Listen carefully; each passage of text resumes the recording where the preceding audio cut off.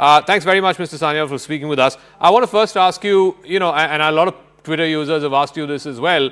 You're not a tech expert. Why were you so curious in getting to the back of this whole Access Now business? And what is Access Now's connection, if at all? There has to be a connection to Apple for you to say that this is some part of some sinister plan that the opposition leaders thought of, and so on and so forth. But first, explain, what got you curious about this?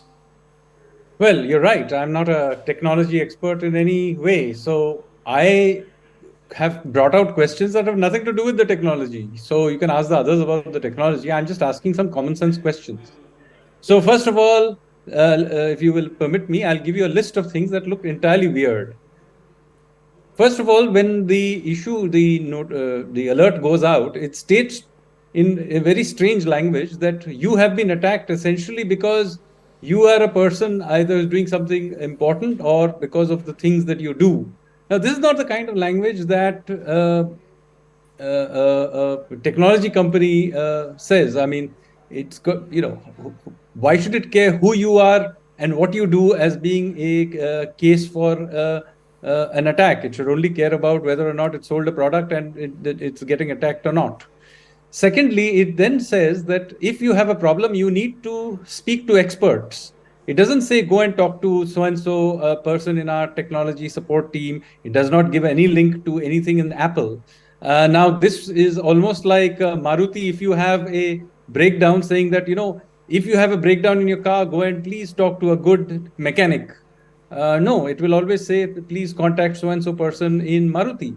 So instead, what it does, even more weird, is that it goes ahead and then it states that, look, not only are we not going to connect you to any experts in our world, we are going to connect you, and they give a link to a NGO, which is not a technology NGO, it's actually an advocacy group, which is politically linked to all kinds of things and is funded, by the way, by Soros. It's funded by Omidyar, by the Canadian government of all things, and Ford Foundation.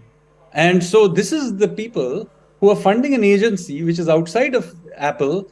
And according to this No, but alert, Sanjeev, people should go and one second. contact this agency. One second. No. When you say it takes you to the page of this NGO for whatever support you require, are you asking questions of Apple, or are you asking questions of the people to whom this threat notification was sent? I am making some very simple, common sense observations. Apple should perhaps answer this in the first instance, because the notifications came from something that seemed to be coming from a Apple source. Now, if it is an impersonation, then in which case Apple should state it's an impersonation, which it has not done. Yeah. If it is not an impersonation, then Apple should state to us why is it that a technology company has outsourced its security features to a non-technology NGO funded by all these other groups. No, so speakers in the earlier part of the program, their contention was this is not tech support that's been outsourced. This is the nature of the work of the individuals who've been targeted. If they need support, then contact Access Now is what their claim is. No, this is clever by half. Because remember, it's all right for a tech company to outsource, say, fact checking. That's not a core activity of. But on the other hand, security is a core activity. I mean, come on, the security of the OS system is surely something of serious importance to Apple, and it can't possibly be outsourcing it. And if it is, then it should come out and say that, look, we have outsourced tech support to somebody else. This is tech support. If your phone is getting hacked by somebody, supposedly a state, it could be any state, but anyway, let's say it is a state. Then it's a serious business. But at no point in time did they say anything about how they're going to support it. So no, please go to this NGO to help you. You've got to be kidding me. Okay, well, let me get one final word from you before I go back to the panel. What then explains, neither is Apple an investor in this Access Now, nor is Mr. Soros an investor in Apple. So what then explains the linkages?